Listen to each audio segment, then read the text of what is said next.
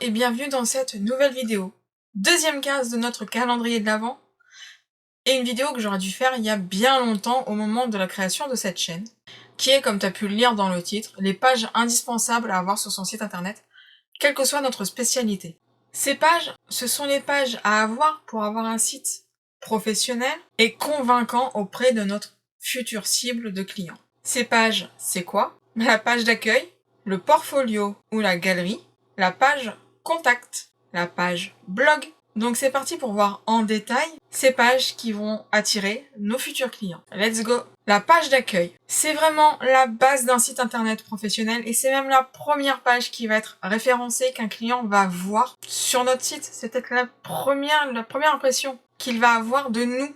C'est pour ça qu'il faut qu'elle soit attrayante, accrocheuse et informative. C'est pour ça que je te conseille de mettre quelques images de haute qualité, une mini bio de qui tu es et de qui est ton entreprise et présenter ton style photo et faire un appel à l'action vers la page que tu lui conseilles tout de suite de voir. Là où tu veux l'emmener. Par exemple, tu fais une phrase assez courte, présentant qui tu es dans les grandes lignes et où. Voilà, moi je suis Stéphanie, je suis spécialisée dans la photo fantasy depuis 10 ans, etc. blablabla. Je vous accueille dans mon studio chaleureux. Maintenant, venez découvrir mes prestations. Et là, je renvoie vers mes galeries. D'ailleurs, c'est le deuxième point qu'on voit. Les galeries. Galeries ou portfolio, c'est la seconde la plus importante à avoir quand on est photographe, quand on est dans le métier du créatif. Ça permet d'organiser nos images, on va préférer les catégoriser, on va y ajouter des informations.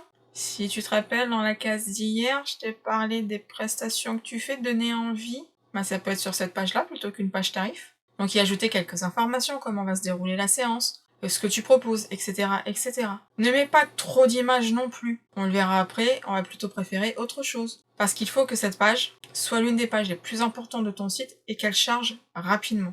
Donc on évite les pages qui, quand tu scrolles, elles se stoppent, elles recherchent des images, et elles rescrollent des images. Ça fait beaucoup là, non? Pour avoir le texte tout en bas après avoir scrollé 3 fois.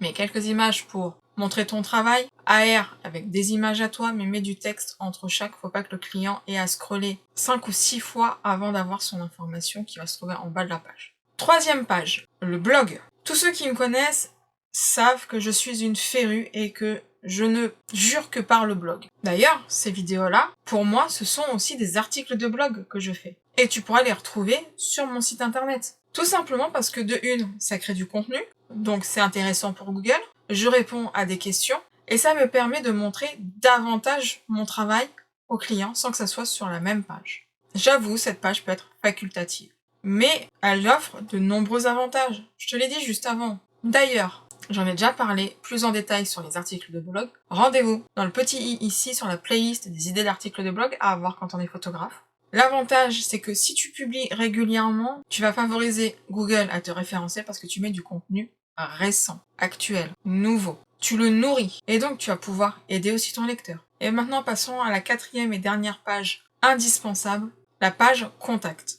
Bon, je pense qu'avec la page d'accueil, c'était l'une des pages les plus pertinentes que tu avais déjà en tête. Bah ouais, logique. Mais il faut que cette page soit attractive. Tu vas pouvoir y inclure un formulaire de contact, ce que tout le monde s'attend. Mais tu vas pouvoir aussi y mettre les informations les plus importantes sur comment te joindre. Donc tes coordonnées, numéro de téléphone, remettre malgré tout une adresse mail. Et puis c'est surtout, est-ce qu'on peut venir à ton studio? Est-ce que tu travailles sur rendez-vous? Ou te suivre, les réseaux sociaux. Donc, en conclusion, qu'est-ce que je vais pouvoir te dire sur ces pages indispensables?